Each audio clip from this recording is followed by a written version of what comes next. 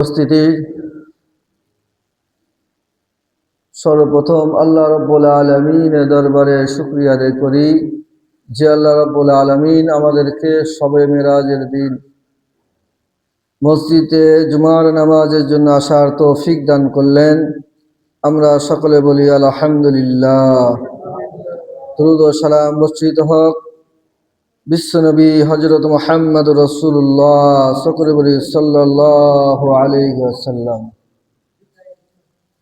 সম্মানিত উপস্থিতি, আমরা আরবি মাস কোন মাস অতিক্রম করছি? রজব মাসের আজকে শেষ জুমা। আজকে হচ্ছে 26শে রজব। আজকে রাত্রে মিরাজ।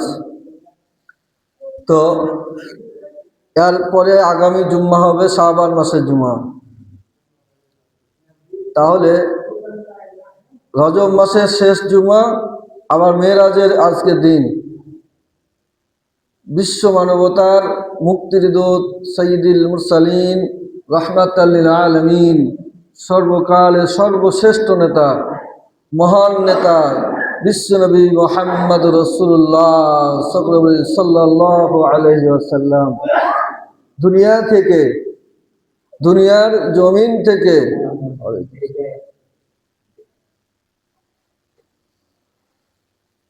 সকল কিছুর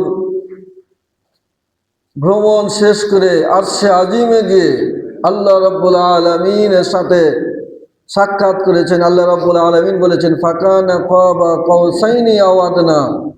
আল্লাহ এবং আল্লাহ রসুল বলা হয়েছে পাশাপাশি। কেমন পাশাপাশি? যেমন তীর আর ধনুক দেখেছেন তো নাকি? ধনুক যেটা হয় বাঁকা করে, দুই মাথায় এক জায়গাতে থাকে, দূরত্ব থাকে কিছু। তো আল্লাহ রাব্বুল আলামিন বলছেন এই রকম পাশাপাশি ধনুকের মতো দুই লাঠি যেমন দুই পাশে ছিল, ঠিক এই রকম আল্লাহ এবং আল্লাহ রসুল পাশাপাশি বসে আলোচনা করেছেন। জোরে বলি সুবহানাল্লাহ। আমরা পৃথিবীতে সবচাইতে সম্মানিত উম্মত। পৃথিবীতে অসংখ্য নবী রাসূল এসেছেন। আমরা অনেক হুজুরের কাছে শুনেছি এক সময়, আবার এগুলো বললে আবার অনেকে বলে যে হুজুর আবার এগুলো কথা বলছে। আমরা অনেকে শুনেছি 1,24,000, 2,24,000 শুনেছি না? এই কথাটা কিন্তু ভুল। কথাটা কি? কথাটা ভুল।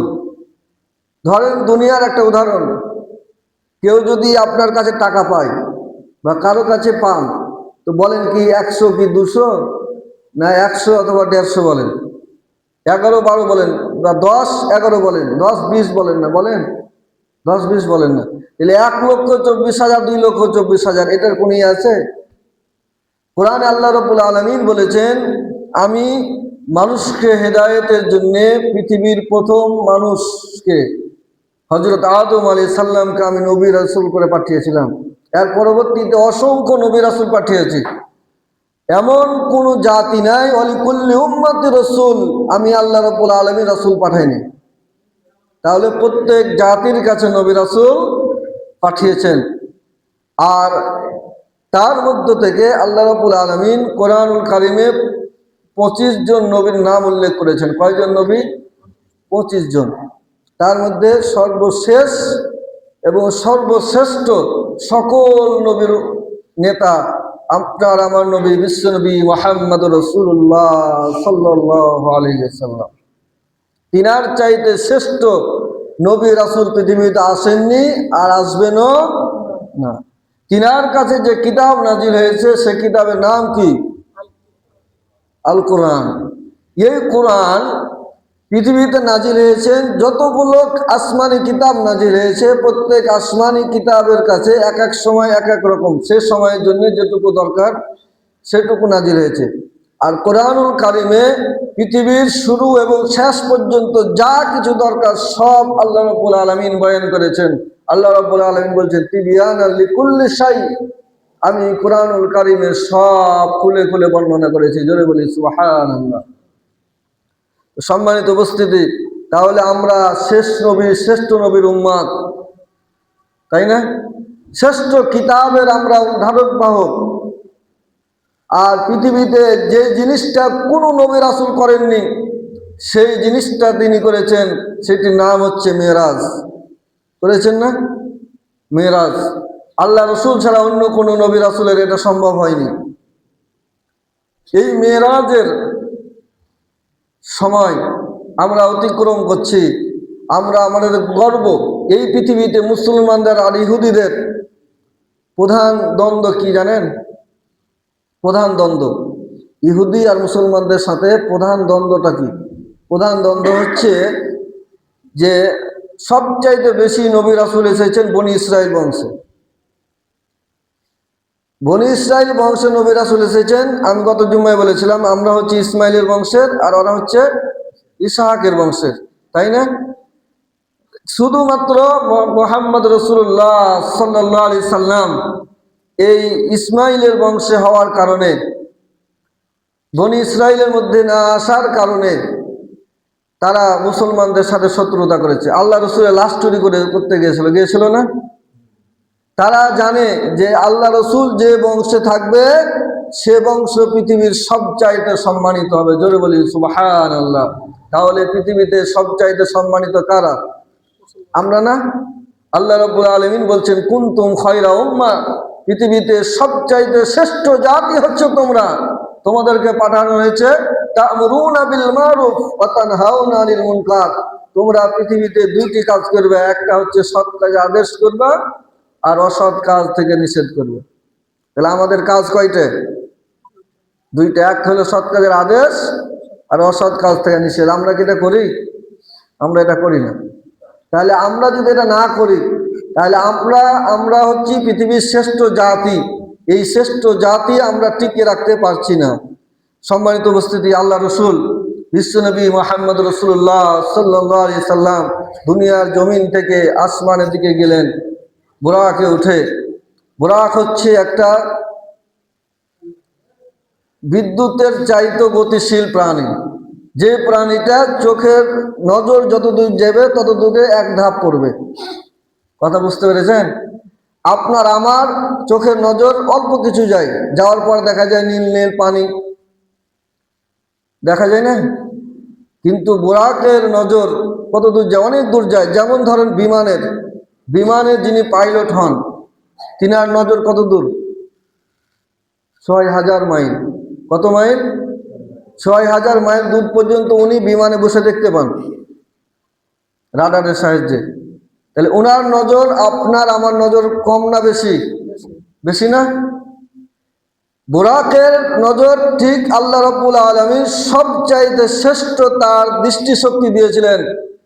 এক নজরে হাজার হাজার মাইল তিনি অতিক্রম করেছেন। জোরে বলি সুবহানাল্লাহ। সম্মানিত উপস্থিতি, যেমন ধরেন বিদ্যুৎ চোখের পলক আসে না? এই বিদ্যুৎ অফিসে সুইচ টিপলো, নবাবগঞ্জে সুইচ টিপার সাথে সাথে সেকেন্ডের মধ্যেই গোটা চাঁপাই নবাবগঞ্জ আলোকিত হয়। হয় না? হয় না? এর চাইতে হাজার হাজার গুণ বেশি পাওয়ারফুল হচ্ছে বুরাকের যানবাহনে চলাচল। জোরে বলি সুবহানাল্লাহ। এই বুরাক নিয়ে আল্লাহ রাসূল জিবরাইল আলাইহিস সালামের সাথে তিনি আসমানের দিকে গমন করলেন। আল্লাহ রসুল যখন প্রথম আসমানের কাছে গেলেন, জিবরাইল আলাইহিস সালাম সালাম দিলেন। তখন ফেরেশতারা বললেন, কে আপনি? জিবরাইল আলাইহিস সালাম বললেন, আমি হচ্ছেন জিবরাইল। আপনার সাথে কে আছে? বলছে, আমার সাথে আছে বিশ্বনবী মুহাম্মদ রাসূলুল্লাহ সাল্লাল্লাহু আলাইহি সাল্লাম। তিনি বললেন, তিনাকে কি আসমানে ডাকা হয়েছে না এমনি আপনি নিজে নিজে নিয়ে এসেছেন? বললেন, আল্লাহ রাব্বুল আলামিনের পক্ষ থেকে তাকে দাওয়াত করা হয়েছে। জোরে বলি সুবহানাল্লাহ। ফেরেশতারা দরজা খুলে দিলেন। দরজা খুলে দেওয়ার পর আল্লাহ রসুল যখন প্রথম আসমানে পা দিলেন, তিনি দেখলেন আমাদের আদি পিতা। আমাদের আদি পিতাকে? আমাদের আদি পিতা হযরত আদম আলাইহিস সালাম বসে আছেন। আল্লাহ রসুল যা বললেন, আসসালামু আলাইকুম। সকল ফেরেশতারা আল্লাহ রসুলের আগমনে সবাই ধমনী শুরু করল, আহলান সাহালান মারহাবান। গোটা এলাকায় আলোকিত করে দিলেন, স্বাগত জানালেন। আদম আলাইহিস সালামকে যখন সালাম দিলেন, তিনি সালামের উত্তর দিয়ে বললেন, তুমি কে? জিবরাইল আলাইহিস সালাম বললেন, ইনি হচ্ছেন আখিরি পয়গম্বর বিশ্বনবী মুহাম্মদ রাসূলুল্লাহ সাল্লাল্লাহু আলাইহি সাল্লাম। আল্লাহ রসুল বললেন, ইনি কে? হযরত জিবরাইল আলাইহিস সালাম বললেন তিনি হচ্ছেন হযরত আদম আলাইহিস সালাম। হযরত আদম আলাইহিস সালাম বসে আছেন, আর তিনি যখন ডান দিকে তাকাচ্ছেন হাসছেন, বাম দিকে তাকাচ্ছেন তখন কাঁদছেন। আল্লাহ রাসূল বললেন যে আমার আদি পিতা, আপনি যখন ডান দিকে তাকাচ্ছেন কাঁদছেন কেন, হাসছেন কেন, আবার বাম দিকে তাকাচ্ছেন কাঁদছেন কেন? হযরত আদম আলাইহিস সালাম বললেন আমার ডান দিকে যে সন্তানেরা রয়েছে এরা সবাই জান্নাতি, জোরে বলি সুবহানাল্লাহ। আর আমার বাম দিকে যখন তাকাই, আমার এগুলো সব পৃথিবীতে যত সন্তান আসবে তারা, আমি বাম দিকে যারা আমার সন্তান তারা সবাই জাহান্নামী। তাহলে আপনি আমি যে চিন্তা করছি, আমাদের আদি পিতা আদম আলাইহিস সালাম আপনার আমার জন্য কান্নাকারি করেছেন না? আমরা কোনো নবী রাসূলের মান সম্মান ইজ্জত রাখছি না? আমরা তো তাদেরকে অনুসরণ করছি না। আপনার আমার রূহ আল্লাহ রাব্বুল আলামিন একদিনে সৃষ্টি করেছেন। কয় দিনে? একদিনে। পৃথিবীতে আসার সময় সিরিয়াল মেনটেন করে আসছি আমরা, কিন্তু রূহের জগতে আমরা একসাথে ছিলাম, একদিনে তৈরি হয়েছি। আদম আলাইহিস সালামের ডান দিকে যারা ছিল তাদের চেহারা সুন্দর এবং শুভ্র, তারা সবাই জান্নাতি। এখন হযরত ওমর ফারুক রাদিয়াল্লাহু তাআলা বললেন ইয়া রাসূলুল্লাহ হাবিবাল্লাহ, যারা ডান দিকে ছিল সবাই জান্নাতি আর বাম দিকে ছিল তারা সবাই জাহান্নামী, তো তাহলে ইবাদত করলে হবে না করলে হবে? কি হবে না? যদি আপনি আমি ইবাদত না করি, বসে থাকি এইটা মনে করে যে জান্নাত জাহান্নাম তো আমার জন্য নির্ধারণ করাই আছে, তাহলে আমার কি দরকার? জান্নাত পাওয়া যাবে? বুঝতে হবে আপনি আমি যদি এই চিন্তা করে বসে থাকি, দিয়ে ইবাদত বন্দেগী না করে, জানতে হবে আপনি আমি বাম দিকেই সন্তান। কি কথা ঠিক না বেঠিক? কথা ঠিক না? ডান দিকে যারা সন্তান হবে জান্নাতি। আল্লাহ রাসূল যখন জান্নাতের শুভ সংবাদ দিয়েছিলেন ওমরকে, তখন তিনি রাগান্বিত হয়েছিলেন। আল্লাহ রাসূল বলেছেন হে ওমর, আল্লাহ রাব্বুল আলামিন যাদেরকে জান্নাতের শুভ সংবাদ দিয়েছেন, আল্লাহ রাব্বুল আলামিন অবশ্যই জানেন তারা আর বিপদগামী হবেন না। কি কথা ঠিক না? অনুরূপ আল্লাহ রাব্বুল আলামিন যে সকল বান্দাদেরকে জান্নাতের জন্য তৈরি করেছেন তারা কখনো খারাপ কাজে যেতে পারে না। আপনি আমি যদি খারাপ কাজে যাই, বুঝতে হবে আমরা বাম দিকের। দেখবেন বর্তমান সমাজে আপনার আমার এই পৃথিবীতে ডানপন্থী আর বামপন্থী আছে না নাই? আছে না? বলে কি যে আমরা বামপন্থী।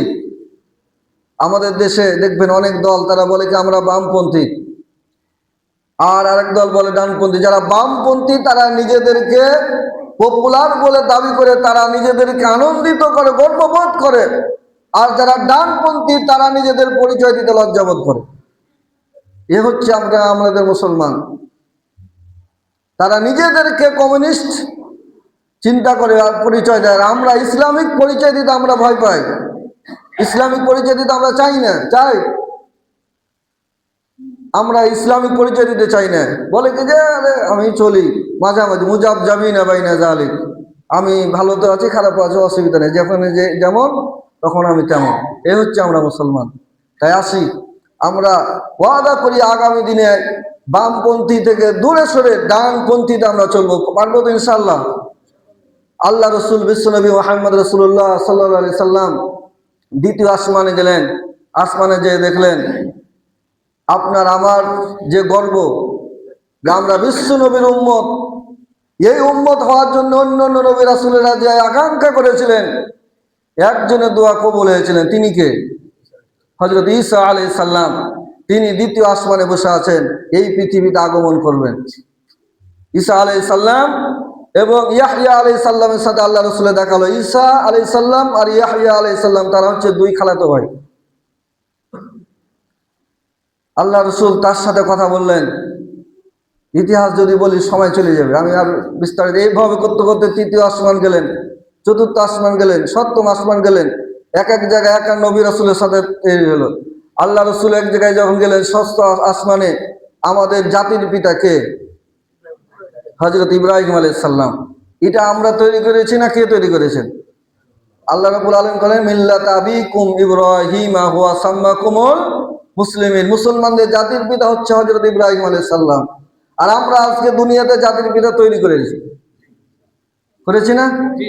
আল্লাহ রাব্বুল আলামিন আপনার আমার জাতির পিতা নির্ধারণ করেছে। আমার একজন পিতা আছে না নাই? আছে না? এটা কে নির্ধারণ করেছে? আপনি আমি করেছি না আল্লাহ করেছেন? আল্লাহ রাব্বুল আলামিন পিতা নির্ধারণ করেছেন। আপনার আমার পিতা যেটা নির্ধারণ করেছে, এখন যদি বলি আমার পিতা যেটা এটাও আছে আর একটাও আছে, এলে এটা ভালো লক্ষণ না খারাপ লক্ষণ? খারাপ লক্ষণ না? পিতা তো একজনই, কি কথা ঠিক না বেঠিক? হ্যাঁ, পিতা একজন না?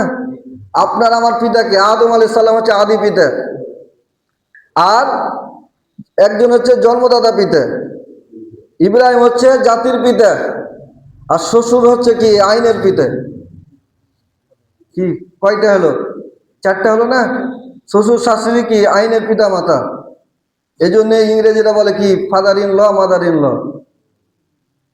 আর আমরা বলি শ্বশুর শাশুড়ি। তাহলে এই চারটা পিতা ছাড়া আর অন্য কাউকে বাবা বলে স্বীকার করা যাবে না। তাহলে যারা আমরা পীরের দরবারে যাই, পীর সাহেবকে বাবা বলি, তাহলে এটা ভালো কাজ না খারাপ কাজ? এই এলাকাতে নাই অবশ্যই পীরের লোকজন, আর চোখে পড়ে না। হ্যাঁ, তাহলে বাবার দরবারে যাওয়া যাবে না। আমরা আমাদের নিজের বাবার সম্মান করি না, ইজ্জত করি না, বাবার খেদমত করি না, বাবার জন্মদিন পালন করি না। পরের বাবার জন্মদিন, মৃত্যুদিন, এরপরে বাবার মানে যতগুলো দিবস আছে সব পালন করি, কথা ঠিক না বেঠিক?